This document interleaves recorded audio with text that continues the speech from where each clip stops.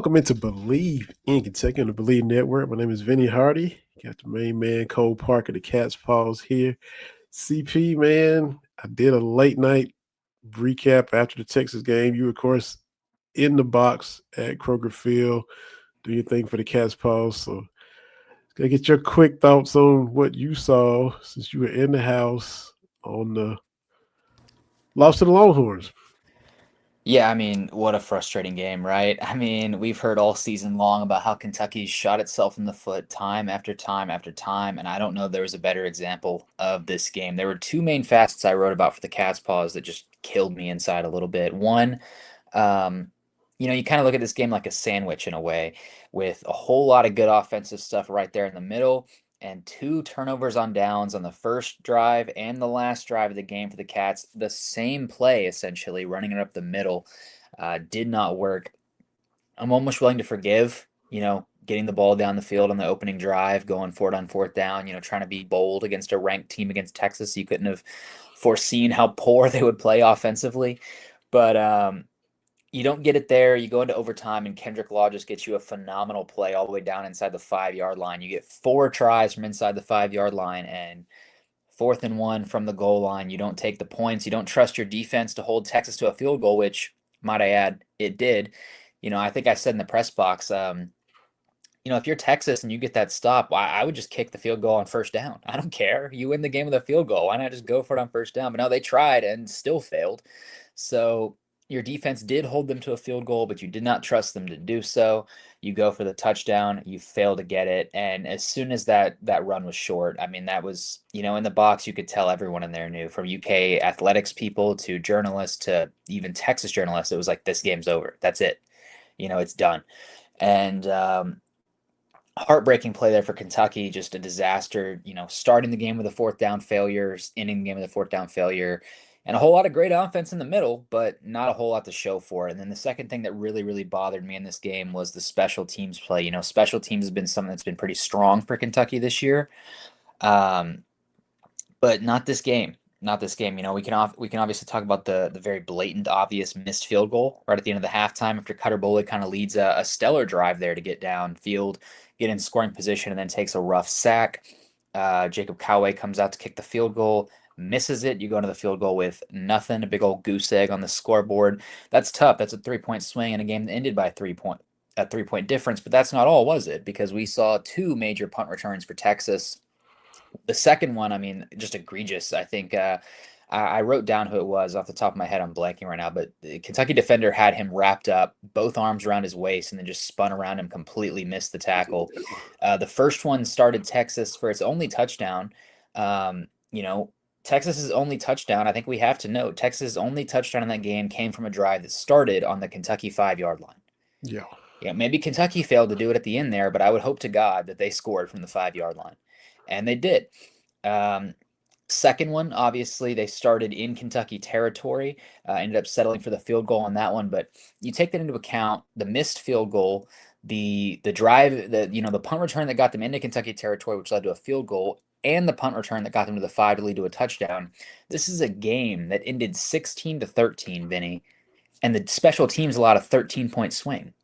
That can't happen. 13 points is, this was a game that ended separated by 3 points, and 13 points is the total number Kentucky had, and that's the swing that the special teams play allowed.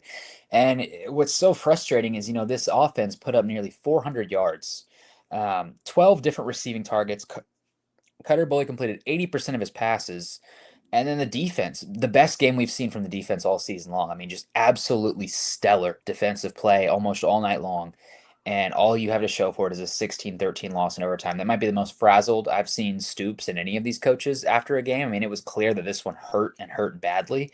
But my God, what a frustrating showing in Kroger Field. And yet another week come and gone with no SEC victory in over a year and no SEC home victories in 2 seasons. Yeah, unbelievable. The perfect example of you, you might see a lot of improvement from this team, but it won't show in the win loss column. That was it in a nutshell. Yeah, I So mean, I saw people said online something that really resonated with me. I think it's something someone said in our message board, but Kentucky's players gave it their all, but they gave it the best they could, but they're simply not talented enough to overcome bad coaching. And that's what it came down to.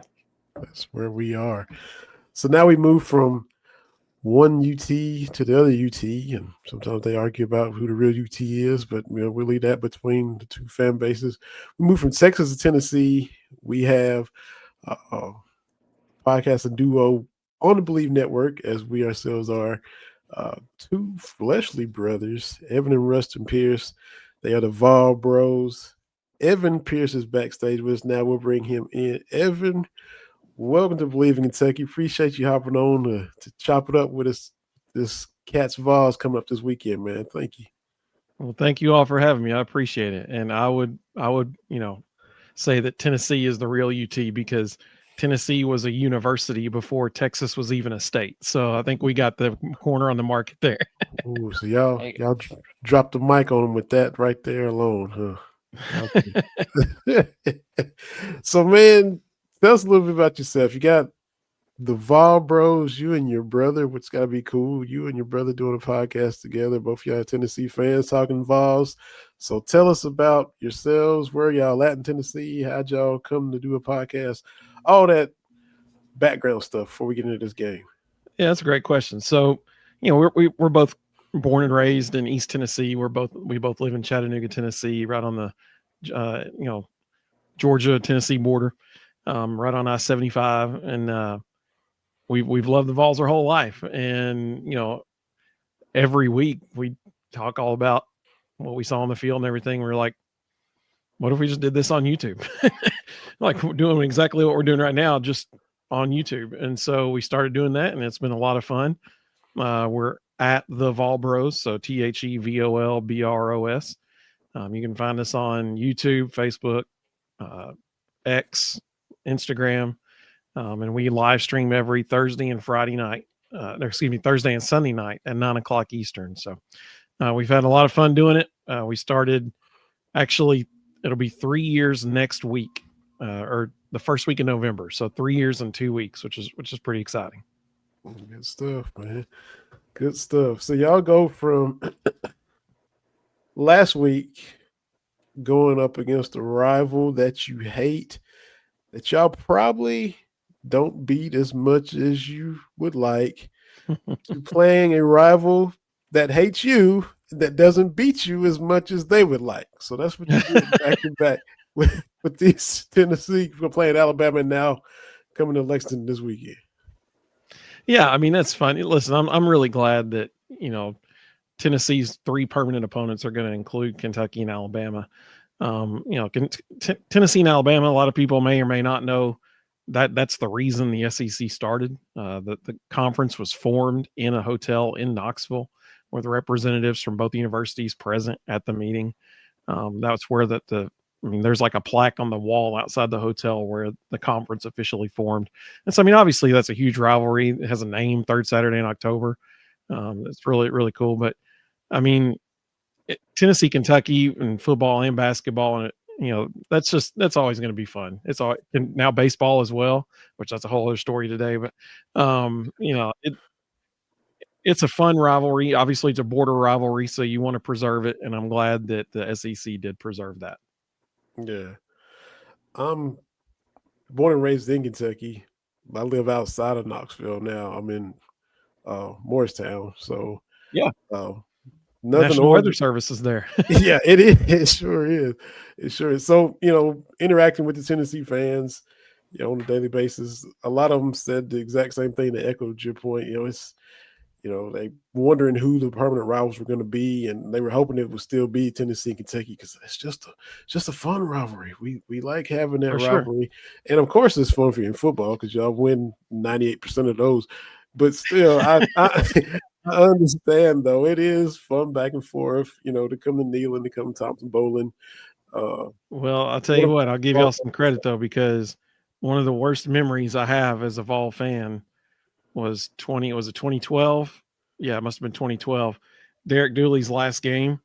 Kentucky beat us without a starting quarterback. Y'all had a wide receiver playing quarterback, and y'all beat us. 2011, that was miserable. Yeah. And for that reason, Derek Dooley is just held in highest honor for me because I'm clearly the oldest one here, and I was telling Cole the other day. Prior to Derek Dooley, Kentucky hadn't beaten Tennessee since 1984.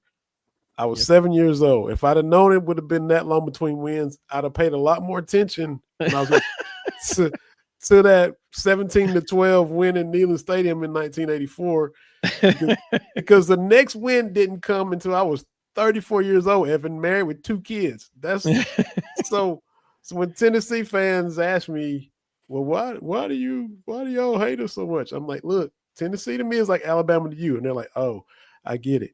Yep. And I also tell Tennessee fans, before y'all broke through and beat Alabama a couple years ago, this little 15-year losing streak y'all got to Alabama, well, take it and almost double it. Then you'll feel my pain. I understand. Hey, listen, the Dooley, Butch Jones, and Pruitt eras, it was not a fun time to be a Tennessee fan. Yeah, it was some lean The decade of dysfunction. That's what that was. A Tennessee fan, wrote a book called The Decade of Dysfunction, and it was all about that era. And it's Mark Nagy wrote it, a great book. Well, it's not fun to talk about, but the stories are incredible. Just things you couldn't believe actually really happened. Mark from T-Dot? Yeah, that's exactly who it is. Okay. Well, I've got a question for you there. To that point, obviously right now it's kind of not quite Kentucky level, but there is, a very vocal minority or fan base that's frustrated with Heupel already in the football program. Yeah, welcome to Vol Nation. I heard a stat from a Tennessee person that said, in recent memory, no coach has lost to Kentucky and kept their job for longer than a year in football after that. Where do you see that going, and how do you feel about the whole thing with Heupel right now? All right, so here, listen. Vol Nation, particularly Vol Twitter, is a passionate, enthusiastic group of folks that might sometimes not be the beacon of rationality that it needs to be. Okay. I love the passion. Love it. Right now we have a football team that, is there still a chance they can make there's still a chance? Is it a very narrow window? Yeah, for sure, that they can make the playoff. And yet we had people creating fake Twitter accounts posing as San Francisco Giants fans in the last 2 days, tweeting things about Tony Vitello as Giants fans, trying to get him to not take that job. That's how passionate our fans are. And sometimes they make poor decisions about things. Here's the reality on Josh Heupel. He's the best coach we've had in Knoxville since Philip Fulmer. He beat Alabama. He's the first one to do that since Philip Fulmer. He beat Florida. He's only one time before he got here did we do that, and that was in 2016 or 2015 under Butch Jones. My favorite stat for this season: Tennessee lost their starting quarterback post spring. Everybody knows that. Mm-hmm. Joey Aguilar was not the first person they pursued in the portal. He was the 5th person they pursued in the portal. People may not know that. He was not their first choice. So they lose the starting quarterback, get Joey. They lose their top 3 wide receivers. They lose 4 of their 5 starting offensive linemen. And they lose the SEC Offensive Player of the Year in Dylan Sampson. Yeah, this is a team that we're talking about made the college football playoffs last year. Exactly. And after losing all of that, the offense got better. They're currently leading the nation in points per game. Joey is number 1 in the SEC in passing yards. Joey has been a breath of fresh air compared to Nico. Let me tell you, the reason Dylan Sampson broke the almost lit a 95-year-old rushing record at Tennessee last year was because Heupel didn't trust Nico. Prime example. I'm gonna give you two examples of how we know this. First game of the season against Syracuse, the very first game. Forget plays. We're not even talking about plays. We're talking about formations. Tennessee used more formations in the first game of the season than they did the whole year combined last year. Then, one of Joey's first touchdown passes this season, he drops back to pass. He looks at the first read. If it's not there, maybe if you're lucky, he might look at the second, and definitely not the third. He's gone usually after the first. One read, take off. That's why Heupel didn't trust him, so he was just handing the ball off to Dylan Sampson all year last year. It was his first touchdown pass of the season. Joey drops back to pass. He's looking to his left. All of a sudden, he turns his whole body and looks to the right and throws a touchdown pass. And all of Vol Nation was like, whoa, that's allowed? Like, we can do that? Like, what's going on? He just progressed all the way across the field. Like, that's fun. Let's do that more, you know? It's a night and day difference because, I mean, Heupel's pulling out stuff that we've never seen before. You know, we've talked about on our show when they played Georgia, the opening drive against Georgia, Tennessee went straight down the field. And honestly, pretty much like our surprise, everybody's surprised. We're like, whoa, that was really easy. They ran the first 10 of the first 12 plays they ran, they had not run this season. So, I mean, they're pulling out all the stops. They trust Joey, and that's the biggest difference from last year to this year. And that's why, you know, the two losses we've had so far are so frustrating. You know, they miss seven feet. The kick against Georgia as time expired, if the ball is 7 feet to the left, Tennessee wins that game. Instead Watch of that going in the to Kentucky overtime. press box, by the way. Yep. I mean, that should have been a win. It should have been a win. People say, well, it was a long field goal. Yeah, well, kudos to Max Gilbert. When he kicked the field goal in overtime, it was from the exact same spot, and he nailed it. So kudos to him for having the moxie to come back and make it after he missed it. Wish he had done it the first time. Then, you know, we're undefeated going to Tuscaloosa. The game against Alabama, one play dramatically altered that game. And that was the play right before halftime. Why in the world they came out in a bunch, you know, jumbo package, like they're going to run the ball, and then they go play action? That was the dumbest thing I've ever seen Heupel do since he's been a coach at Tennessee. No one in the whole stadium thought they were passing the ball. Nobody. They couldn't. Or excuse me, nobody thought they were running the ball. My bad. Yeah. Everybody knew they were going to pass it. If they run the ball and they don't get in, time expires and you get no points. So everybody and their mama in the stadium knew that they were passing the ball. So why in the world we didn't line up in the gun and come out, you know, and at bare minimum throw the ball to the guy wide open in the first row of the bleachers so you kick a field goal and you go into halftime 16-10 instead of 23-7.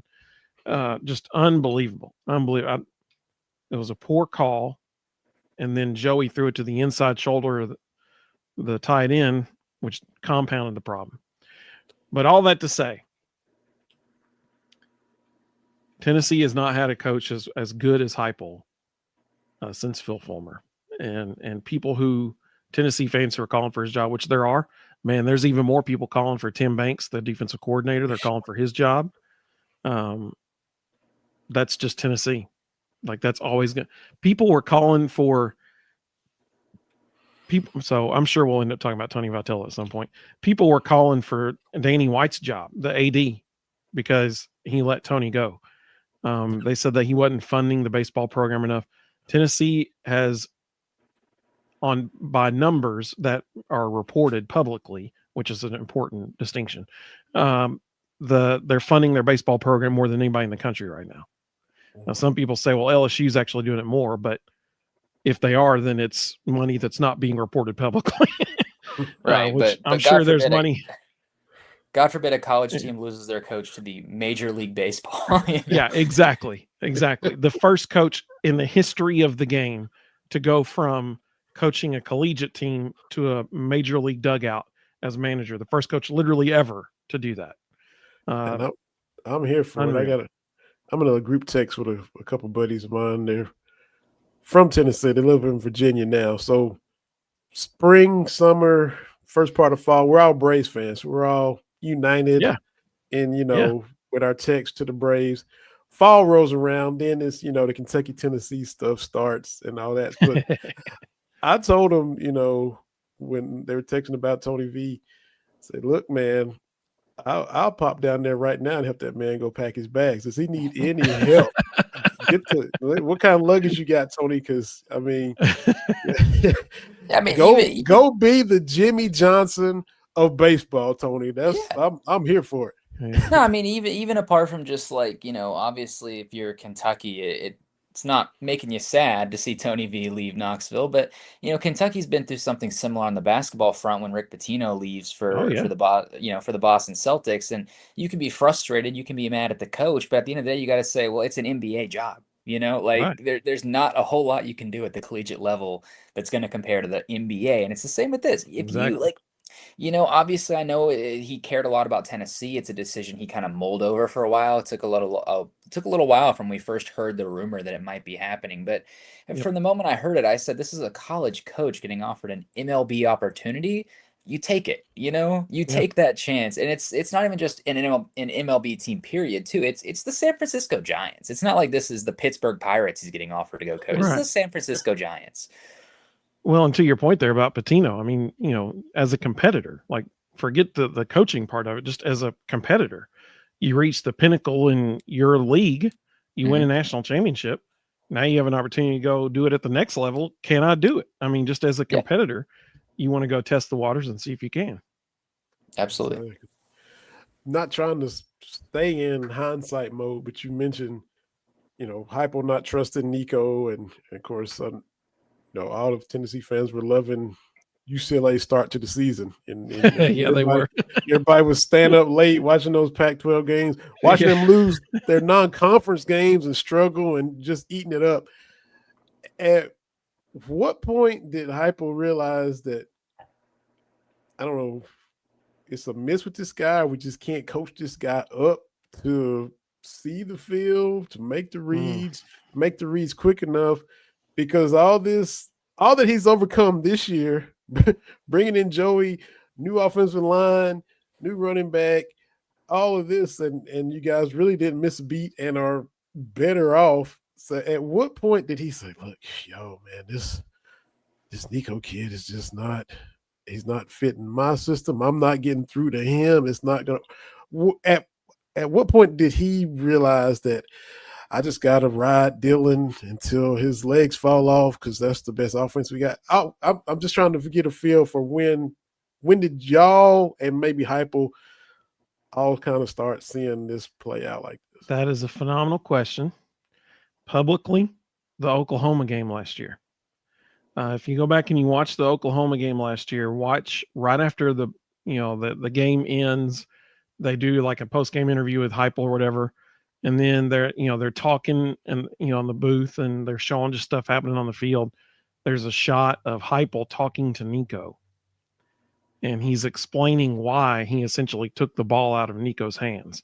And he's telling him, like, I knew our defense could win this game for us. And you can read his lips. That's what he's telling him. And he's explaining to him why he took the ball out of his hands. I think it was that game that he realized we got issues. And I'll say this just to compare the two quarterbacks.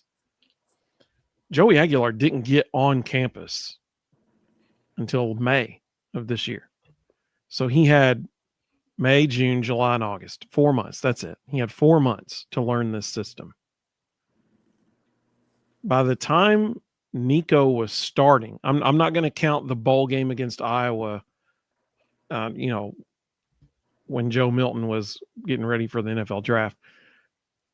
When Nico started the opening game of the season in 2024, by that point, he had already been on campus since December of 2022. So he had been on campus for almost 2 whole years. He was 4 months shy of 2 years. And in that amount of time, he couldn't learn what Joey learned in 4 months. Mm. I mean, there's clearly a commitment issue there. There's a work ethic issue there. Could be immaturity. I don't know, but let's be honest. Joey came in here. He knew this is my shot. If I want to play at the next level, this is my shot. And to his credit, he's fortunately for him, he's surrounded by an incredible group of coaches.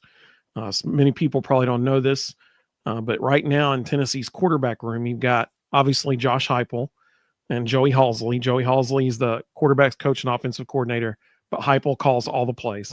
He has ever since he's gotten here. He will, but forever. So those two guys in there. You've also got Seth Littrell, who is a former offensive coordinator at Oklahoma. You've got Landry Jones, former Oklahoma quarterback and NFL quarterback. And you've got Jim Chaney.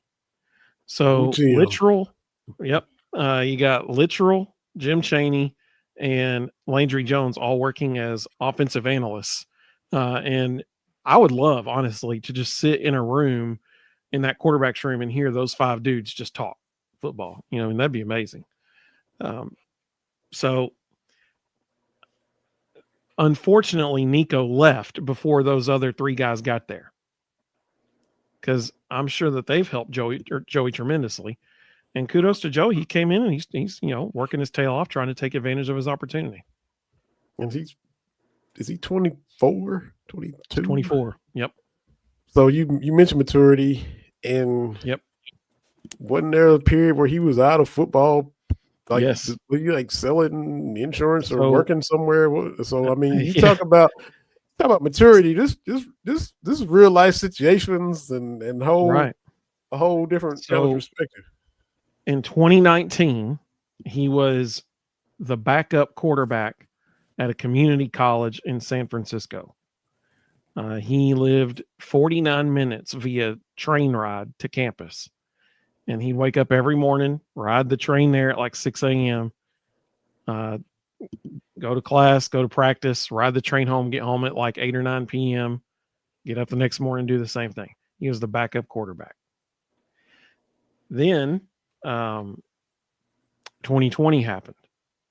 And the university that he was at, the community college, didn't have football that year. And he was debating, like, do I even keep doing this? Do I just, quit? And he wanted to be a firefighter. And so he was like, do I just go be a firefighter now? Next year rolls around. A community college right down the street from his house offers him an opportunity to come, walk on there and be the backup. He does it and actually ends up earning the starting job. Starts there for 2 years. Then Appalachian State contacts him. He accepts a scholarship to Appalachian State as a backup quarterback. He gets there. He's the backup on the roster, works his way to earn a starting job, plays there for 2 years, and his college career is over. Then Diego Pavia gets awarded a 6th season by the NCAA. And because because Joey was in the same situation with attending community college and stuff like that, junior college, he got awarded an extra year. And that's what we're seeing this year. This is his extra year, his Diego Pavia year. Hey, we saw the first ever quarterback trade in college football. Goes to UCLA first, and then Nico transfers in. He says, hey, this is my last shot. I'm not sitting behind Nico. I'll go to Tennessee. That's exactly right. Yeah. And I'm glad he did. Yeah. For sure. So, there's been years where it's played out like this with the schedule before, but you guys just played Alabama on the road at a Kentucky team that's struggling. Next week, Oklahoma comes to Knoxville. Is the thought of looking ahead to Kentucky, is Kentucky a trap game? Is there where is that on the Richter scale of things to worry about, or the mindset? Where's everybody at on that? That's a great question. If Kentucky hadn't almost beat Texas just now, I think that there would be more of a possibility. But the fact that Texas just went to Kroger Field and Kentucky should have beat them, I think that is a wake up call that no, you cannot look past this game. That's a great question, but I think based on last week's results, and listen, let's be totally honest. If Tennessee wants to make the college football playoff, they cannot lose again. No. If they lose again, they're out for sure. Yeah. They might already be out. There's a lot of stuff that has to happen, especially with the ACC, for Tennessee to sneak in as the last spot in the playoff. Never in my wildest dreams before the season had started would I say Tennessee needs either Duke or California to beat Virginia to get in the playoff. I never in my wildest dreams would have said that. But that's exactly they need BYU to beat Texas Tech in 3 weeks. And they need either, because here's the problem. Virginia's a one-loss team. A one-loss team to an ACC school that does not count as an ACC loss. Yeah, exactly. Yeah. And then you've got also in the ACC, you got Miami and Georgia Tech. All three of them very likely could end the season as one-loss teams. Doesn't Louisville slot in there as well? Well, you got Louisville too. And so, then let's say, well, the three ranked ahead of Tennessee right now are Georgia Tech and Miami and Virginia. Yeah. The problem is Virginia has 0 ranked teams left on their schedule. None. Got that Missouri schedule. Yeah. I think I pointed out, I was talking to one of my buddies, Georgia Tech and Virginia, I don't think either of them play Miami or Louisville for the rest of the year. Yeah. And they're both undefeated in conference play.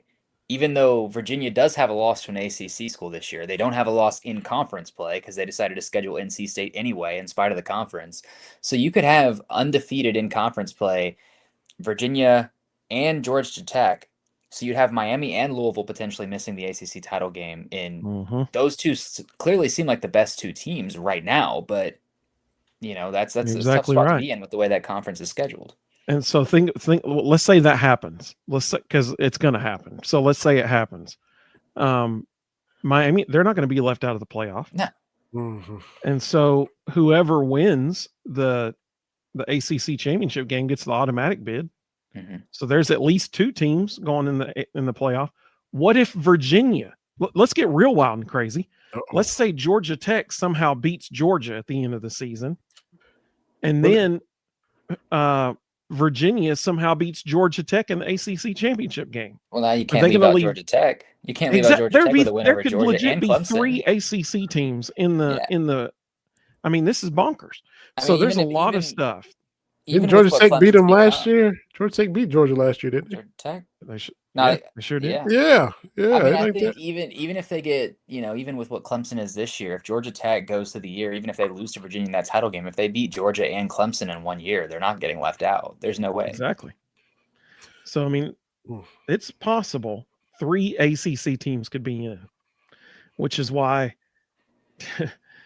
because here's the thing. Georgia Tech and Miami and Virginia, none of them play each other for the rest of the season. Mm-hmm. So there's not going to be a head-to-head. So, I mean, how do you leave? Personally, I think at least 2 ACC teams are getting in, and that's a real problem for Tennessee. Yeah. We need BYU to be the only Big 12 team that gets in. We need California or Duke, like I said. We need one of them. The great ACC matchup of Virginia and California, the Atlantic Coast Conference. Imagine telling someone before the year that has playoff implications. Yeah, exactly. Major ones. Exactly. Big time playoff implications. And honestly, we need Vanderbilt to beat Missouri this weekend, and then we need to beat Vanderbilt. I mean, there's a lot of things that have to happen. Well, I've got another interesting note for you here, scheduling wise. We just talked about the schedule and how things shake out. Last year, SEC teams were 2-6 on the back of back-to-back road games. So far this season, they are 0-3 after playing back-to-back road games. That's kind of the situation Tennessee faces right now.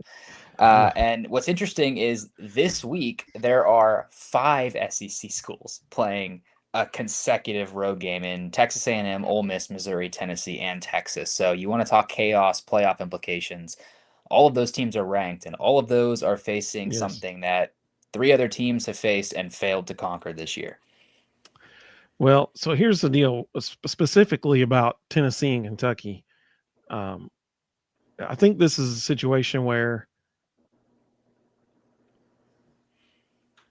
Tennessee's going to score points. They just will. I mean, they put up 41 on Georgia.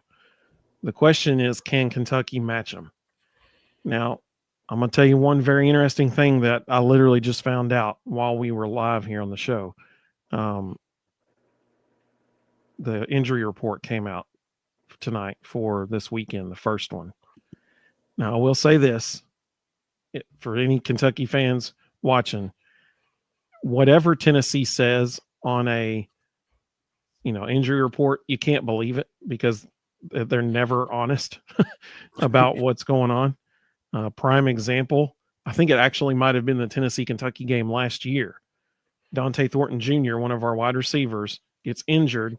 He's limping off the field. Like he physically, obviously in pain, can't walk. He's limping off the field. And they reported it on the sideline as an upper body injury. I'm like, really? He's limping. Like, I mean, like, come on. But there is a new name for Tennessee on the injury report tonight. This is very concerning if you're a Tennessee fan. Obviously, Jermon McCoy and Ricky Gibson are 2 starting corners. Both are still out. They're not going to play. But now listed on the questionable list is Arion Carter, the starting middle linebacker, who's currently leading the SEC in tackles. That is not good. That is not good. He's listed as questionable. So, our defense was already struggling, trying to bounce back from injuries. Our top 3 linebackers are great. I love them. Arion Carter, Jeremiah Thielander, and Edwin Spillman. But we said before the season started, they cannot have any injuries at linebacker because they're so thin there. And our best one is apparently hurt. So that's a problem.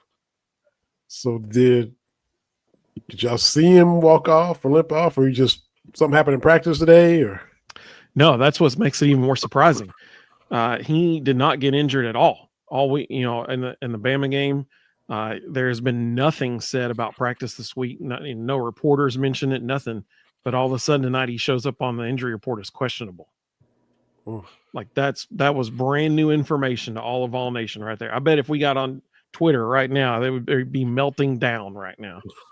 Yeah, you want to talk about melting down in the availability report. Kentucky's just dropped at the same time 14 players on it.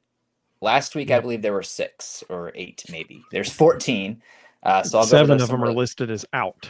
Yeah, obviously, most of those aren't too shocking. I think Elijah Brown's been out for a couple weeks. David Washington, Nick Smith been out all season. Devin Smith, Jacob Smith. Jamarian Wilcox has been suspended for the entire season. Troy Stellato, that's a new one. He caught a boy. He caught a ball. Yeah, my Patriots fan. That's my guy. But caught a pass last week. I think last week his first of the season. Now he's completely out. That's interesting. I've heard for weeks he's had kind of injury issues, maybe been a little bit banged up, but never once featured on the report. And now he's out. Interesting. Doubtful DJ Waller. That's a whole phenomenon. I mean, he suffered a hamstring injury in practice after week 1. It's been a long kind of climb to get him back, a long kind of climb. Is he going to be ready? Is he going to be ready? He gets cleared to play against Texas and re-injures his hamstring in warm-ups. And Mark Stoops says that, they do an MRI, they see a spot, they're looking if it's scar tissue, something new. And, you hear scar tissue, like, did he have surgery? No. What are we doing here? What is going on with DJ Waller? He's doubtful, questionable. We got Seth McGowan, obviously not shocking, goes to the hospital against Texas, comes back and finishes the game. Insane thing to hear. And then you have Fred Ferrier, which is interesting. Completely unlisted last week, a wide receiver who's played multiple games this season. Haven't seen anything about him. Abba Selm, I think, just lives on the questionable list. So he'll probably be clear by the time the game's ready. It's every single week with this guy. And then probable, even if it's probable, Willie Rodriguez, Josh Caddis, both your big tight ends, and Khalil Saunders. None of those 3 guys have featured injury reports this season. I don't know what's going on in that locker room right now, but that's a concerning thing. I bet, if Kentucky fans weren't mostly checked out of football season by this point, we'd probably see a meltdown on there too. Yeah. Unbelievable. So yeah, that's and But this is. Go ahead, Evan. that's going to be the telltale of the game is can Kentucky's offense score enough points to keep up? And without Arion Carter is the leader of the defense. I mean, I really hope he plays because this is very concerning. He is the glue that holds it together, the whole defense. And so if he's not out there, that's good for at least 7 to 10 points for Kentucky right there. Wow. I mean, he's that impactful. And it's the question is always going to be about Kentucky matching Tennessee. The styles make fights thing. Stoops loves the 13-10 type game to muddy it up, defensive, knockdown, drag out type of games. He's been able to kind of dictate tempo against Ole Miss. 3 out of the last 4 games against them. I think 22-19 they won, and then we won 20-17. They won 30-23 this year. But against Tennessee, that it's just the matchup isn't. I mean, it. There's times it doesn't matter, especially in Knoxville, but even in Lexington, the national anthem's barely over, and y'all hit us with 2 70-yard bombs before the game even start. It's just the matchup and slowing Tennessee down. It just hasn't. They haven't found a solution yet at all. So that's always concerning. And to be as offensively challenged as we are is, a shootout is the last thing in the world that Kentucky would need. I understand. Tennessee's defense has been pretty good at letting people score, though, this year. So you might be surprised at how they're able to move the ball. We get 3 offensive touchdowns Saturday, Cole, from Bush Hamden? Is that what we're... We'll see how they play in the red zone, I suppose. I mean, do I think you're going to... Should have had 3 or 4 I think you're going to score 28 points Saturday. Wow, man. Is that the most Kentucky has scored all season? If they do? No, I think the final score is going to be like 41-28. 48 against Eastern Michigan. But against a power conference team, that would be the most they've scored all season long. By far. Man. So... if you're not a school that's lost at home to an FCS program and not a good one at that, Kentucky has not scored that many points against you. So that's where we're at right now. Absolutely. So outside of Alabama, where does your biggest fan sports hate lie within the conference? Florida. Easy. Okay. All right. 100%. Look at them today. I mean, they're trying to one up you guys. I mean, this is just days after Tony V, all of a sudden Florida baseball coach taking a leave of absence. They're trying to one up you again with losing their baseball coach. Yeah, so I was born in 85, so I grew up in the 90s with Steve Spurrier saying you can't spell citrus without UT and all that kind of stuff. So I mean, like I cannot stand Florida. Anytime we beat Florida, it is a wonderful day. Yeah, I mean, I know Alabama is the traditional rival or whatever, but I would, if I could choose who do I can't, we can't not beat Florida. And that's just, if I could pick one of the two, I'm picking Florida. I know I'm a minority, among Tennessee fans about that because everybody's going to say Alabama. Everybody is. I don't want to lose to Florida ever. Okay, but hear me out. 15 years down the line, Diego Pavia just got his 21st NCAA season. It's Vanderbilt on the list. Diego, he cracks me up, man. He's talking a big game, and I don't know who it is, but someone every single year at SEC Media Days always picks Vanderbilt to win the conference every single year. This year, 2 people picked Vanderbilt to win the conference. And I'm like, what are y'all doing? But Diego, he's running his mouth and everything for the season. What cracked me up was last year at Vanderbilt. They're running their mouths and everything. And you know what? They jumped out to a 21-7 lead. Mm-hmm. Mm-hmm. And then all of a sudden things changed. And Tennessee ended up scoring like 50 on them or something, there were like 3 touchdown passes of over 75 yards in the game for Tennessee. They kept cheating a safety up, and we kept hitting a post pattern right over the top of him multiple times during the game. It was a blast to watch, and Diego obviously couldn't say anything after it. So yeah. No, I mean, along that same Vanderbilt line with the conference predictions, I had a fun one. We do SEC rankings every single week with 247, and up until they finally took their first loss, going through the weeks after week, A&M maybe had some number 1 rankings, Georgia, Ole Miss, and then all the way down at ranked number 10, week after week after week, Missouri had one single number 1 vote. And I'm like, well, surely it's just the Missouri reporter that's given their... No, it wasn't. Because I talked to the guy who organized the poll. He wouldn't tell me who it was, but he said it is not the Missouri reporter that is ranking them number 1. So someone from some school in the SEC, not called Missouri and not from Kentucky, was ranking Missouri number 1 week after week after week until they finally lost their first game to Alabama. Unbelievable. But I mean, Clark Lee's been talking the talk all these years, and been talking the talk since he got there, and they're backing it up so far this year. Yeah, and I know they got a big one this week. Yeah, the old Tennessee fans, like way older than us, like Vanderbilt used to be good, I guess, way back in the day. So there's some old timers. Yeah, there's some old timers that probably still hate Vanderbilt. Maybe back when Vanderbilt himself was still alive. Yeah. But yeah, I mean, back in the 40s and 50s and 60s, 40s and 50s, Vanderbilt was real good. Yeah. And then things changed. Neyland was hired to beat Vandy, right? Yes, that's exactly correct. That's literally what he said. Like, I was hired to beat Vanderbilt. Unbelievable. What a world, man. Because was this the first time they've been top 10 since then? Since the 40s? I mean, maybe. There might have been a year or two in the James Franklin era where they might have snuck up there, but I doubt it. Not this high. So didn't hurt your feelings at all to see Florida have to make a coaching change with Billy? I'm sure that, just... I wish he'd stayed. Listen, Napier was a victim of his own schedule. I mean, the last year and this year, his schedule was absolutely brutal. He had to play every team in Florida.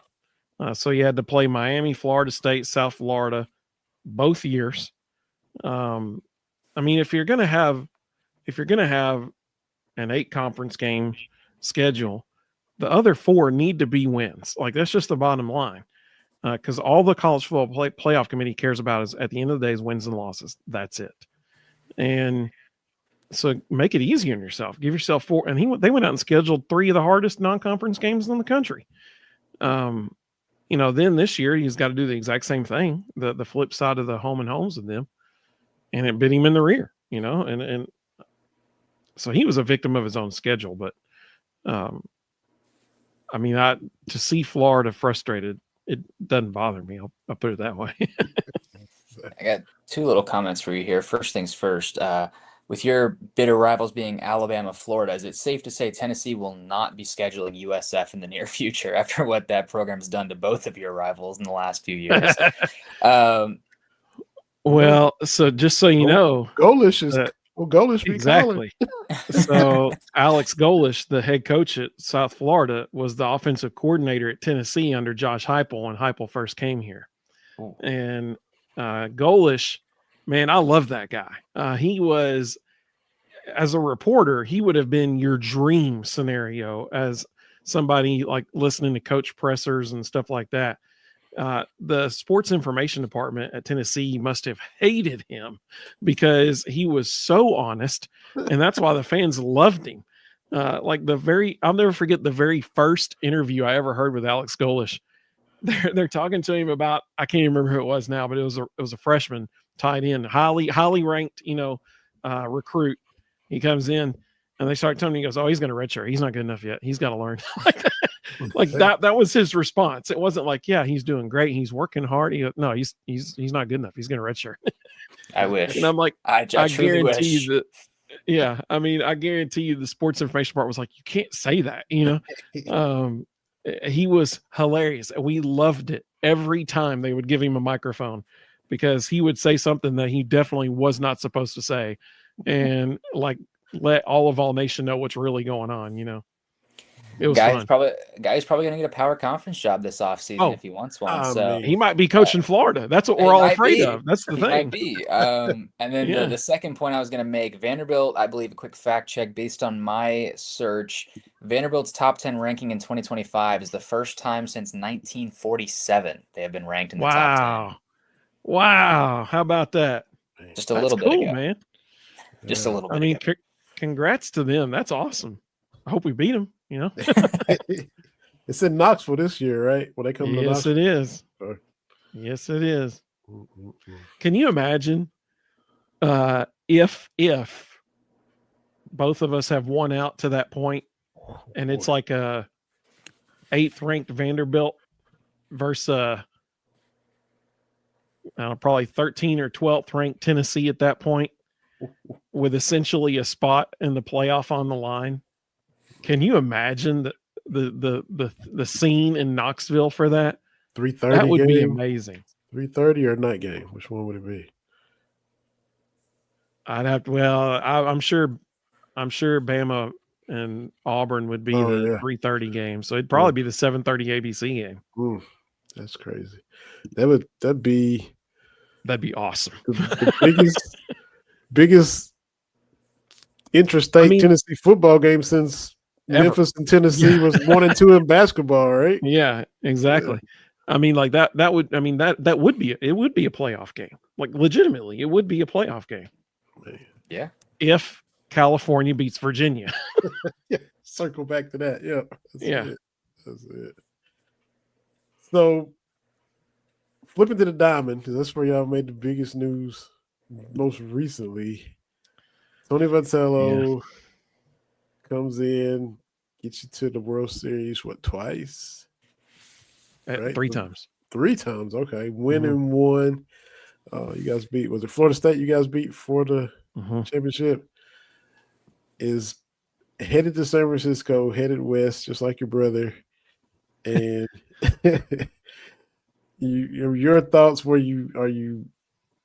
did you brace for it after you heard the rumors, or were you thinking, there's no way? Where were you at personally, Evan, when all this was starting to percolate? I have to believe that there's so much information we don't know yet. There had to have been so much going on behind the scenes that we just don't know about yet. Because it couldn't, there's rumors galore circulating that it was about funding for baseball and stuff like that. Could not have been the case. Tennessee, like I said, spends more money on its baseball program than any other program in the country. They have diverted tons of NIL dollars to baseball. They're about to finish a $109 million renovation to the stadium. There's no way that it was about funding. It just can't be. Tony Vitello is getting paid $3 million a year. He's going to make less money at San Francisco. Well, we don't know that officially yet.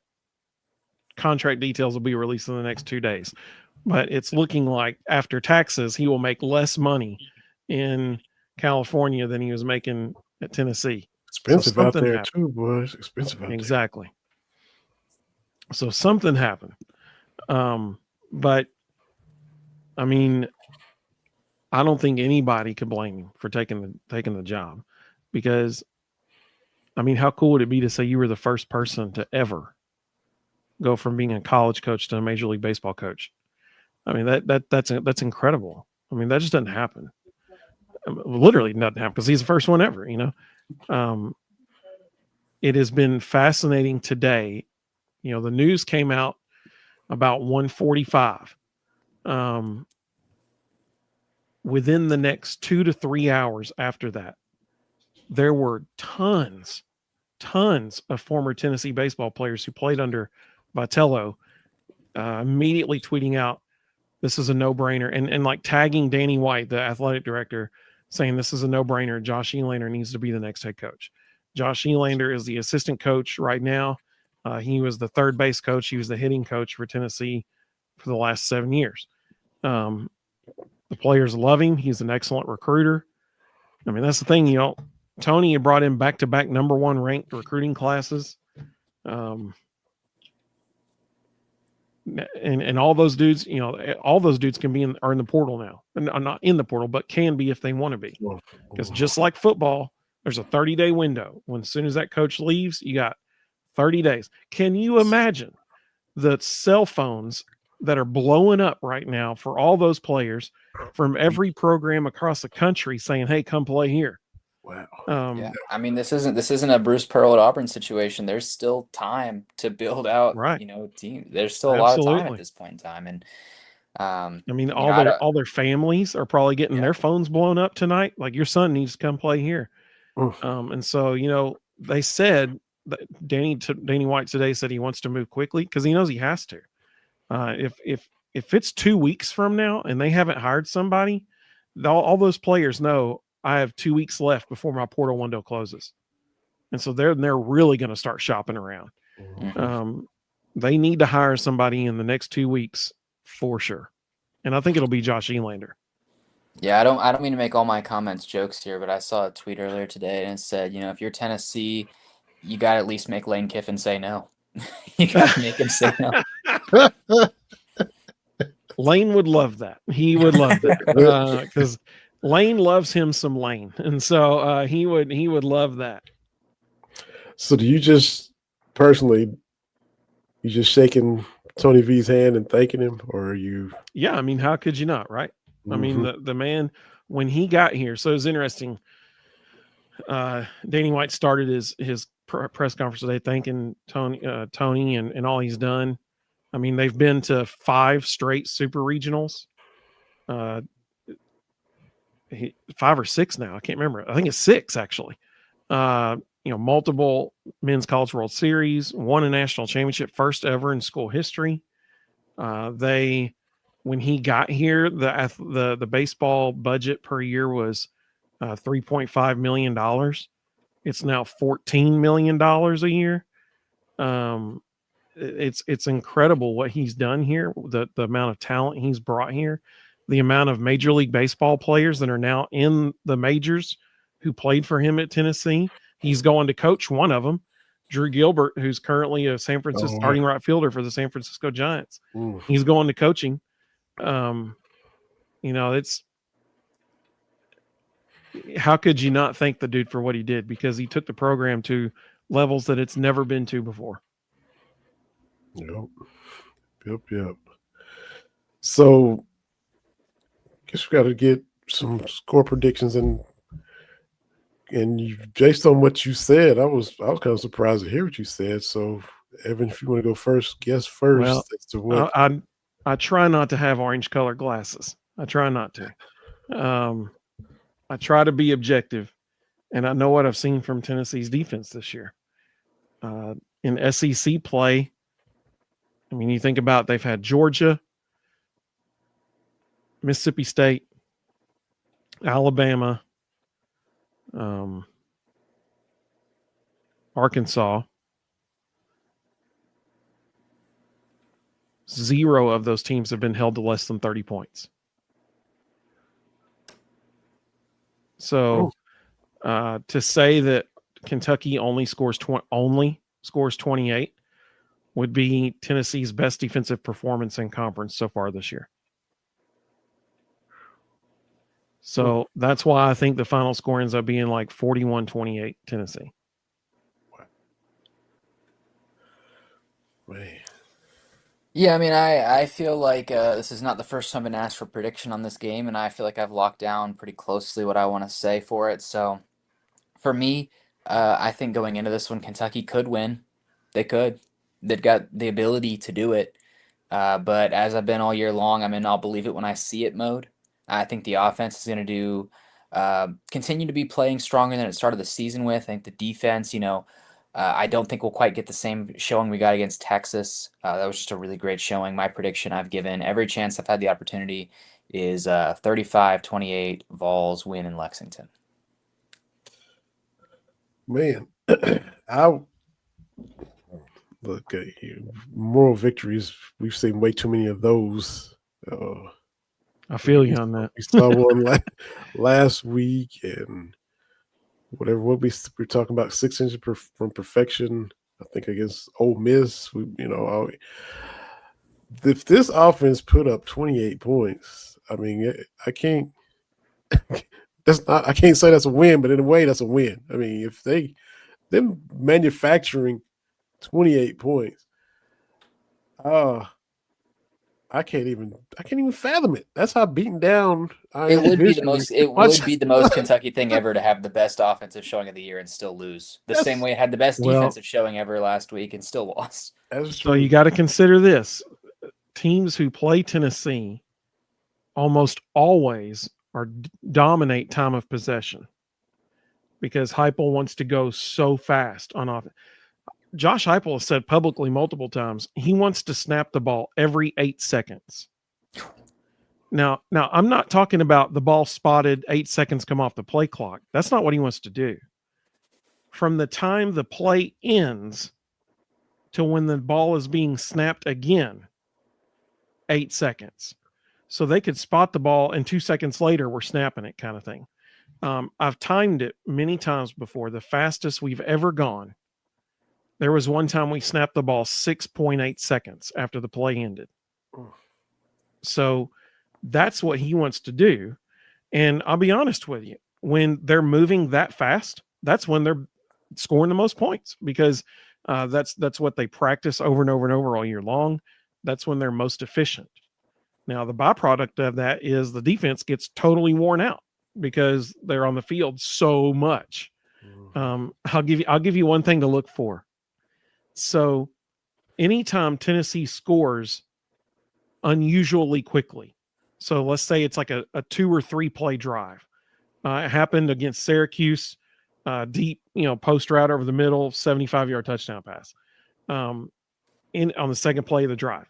Anytime there's a drive that's 3 plays or less, immediately watch for a Tennessee offensive lineman injured after the extra point.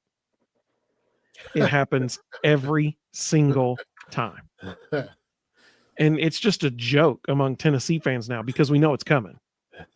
Like if they score quickly, somebody's going down on the extra point and they're going to be injured after the extra point just to give the defense a little bit more breathing time.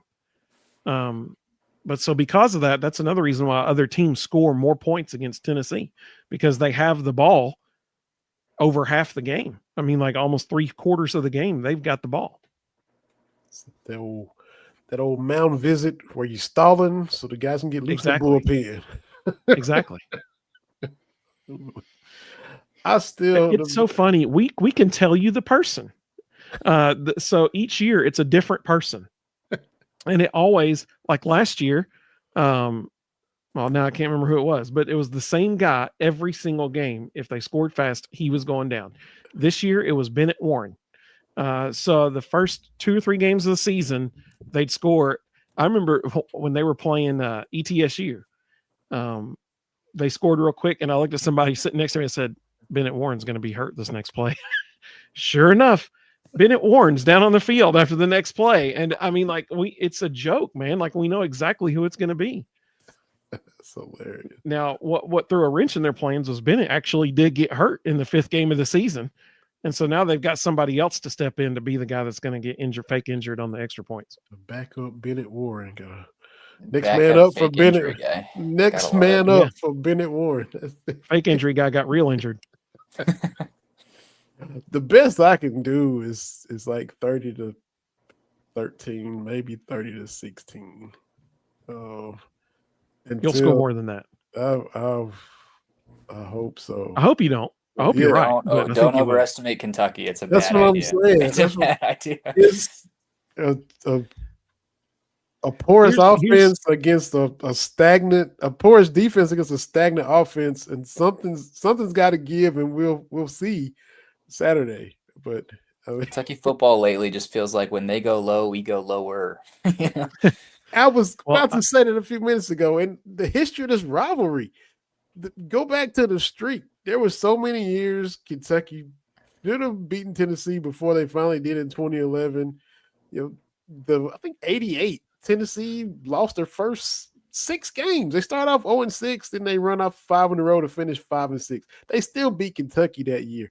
When they're worse, pardon my English, we find a way to be worser. This is just the history of the rivalry. In 2011, y'all were 5-6, and we were 2-9, and just happened to win with a receiver at quarterback. But it's just when Tennessee's vulnerable, we still usually can't capitalize on it. Well, I'm going to tell you 2 people on Tennessee's defense to look out for, and this is, if I were Kentucky's offensive staff, this is who I would be picking on all game long. Ty Redmond, he's number 4. He's a cornerback. He's a true freshman. Unfortunately for Ty, Ricky Gibson and Jermon McCoy are 2 starting corners, which that's the thing. Week 1 on College Game Day, Kirk Herbstreit said Tennessee may have the 2 best corners in the country.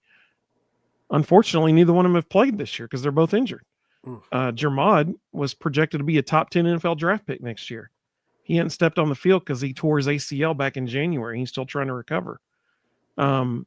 Ricky Gibson played 2 series, I think, against Syracuse, broke his collarbone, out for the year. So thank the Lord Colton Hood transferred from Colorado, because he's been a dream, man. He's been phenomenal. He's a lockdown corner. Nobody wants to pick on him. Nobody. He's now projected as a first-round draft pick from every mock draft there is. So they're going to go after Ty Redmond. He's a true freshman. To his credit, overall, he's played pretty well this year, but both Georgia and Alabama knew exactly where to go with the ball, and they picked him. Last week, a true freshman trying to cover Ryan Williams, not a good scenario. And that's where they went repeatedly last week. So y'all are going to pick on Ryan, or you're going to pick on Ty Redmond. The other guy you're going to pick on is Boo Carter. Boo Carter he comes in, he sometimes at safety. Majority of the time he's playing the nickel position. He's our punt returner, phenomenal punt returner, electric with the ball in his hands. Gets lost in coverage way too much. So if you see a blown coverage or a busted coverage and somebody's running wide open, there is a chance that it was Boo Carter's guy that he's supposed to be covering that's running wide open. Those 2 guys, and I said this, we did a collaboration with the Alabama Believe Network show last week. I told them the same thing. I said, you're going to look at those 2 guys, Ty Redmond, Boo Carter. That's exactly what happened. So Kentucky, they see that, like those are the 2 guys they're going to be going after the whole game long. Hunt them, Bush, hunt them. Man, this was a lot of fun. It was good to meet you. Tell everybody, Evan, where you and Rustin broadcast, how they can find you, how they can watch you, how they can listen, all that good stuff on the network that you guys are doing. Yeah. So on social media, on Facebook, X, and Twitter, or no, X is Twitter, and Instagram, it's at the Vol Bros. So, the VOLBROS, no underscore, nothing, just straight through the Vol Bros. On YouTube, we're youtube.com/at the Vol Bros.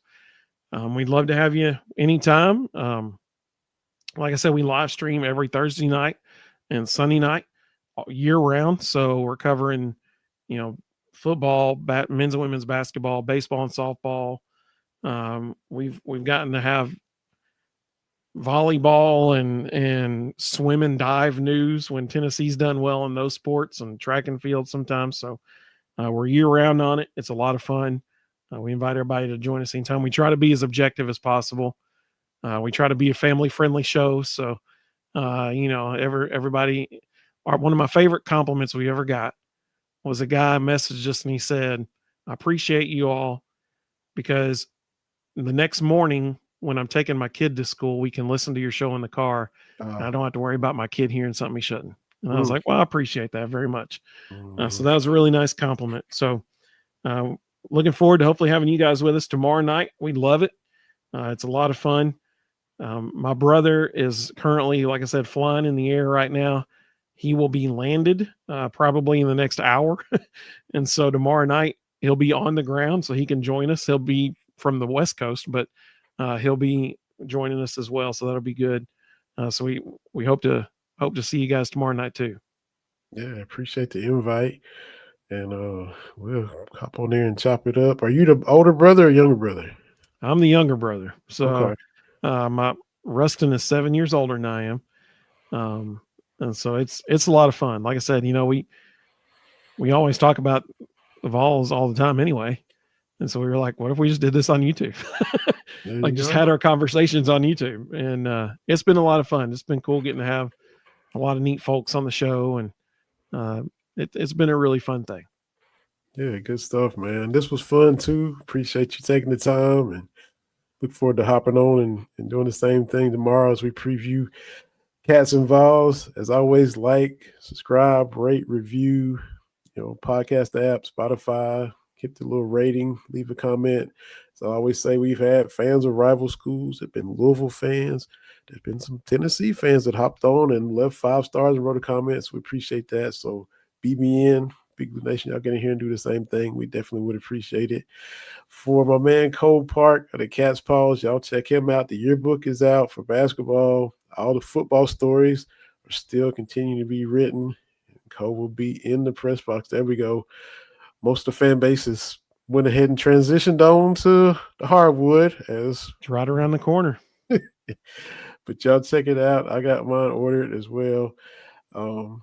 And we'll hop on over here and call it an episode for tonight. But for Cole Park, Evan Pierce, another episode of Believe in Kentucky.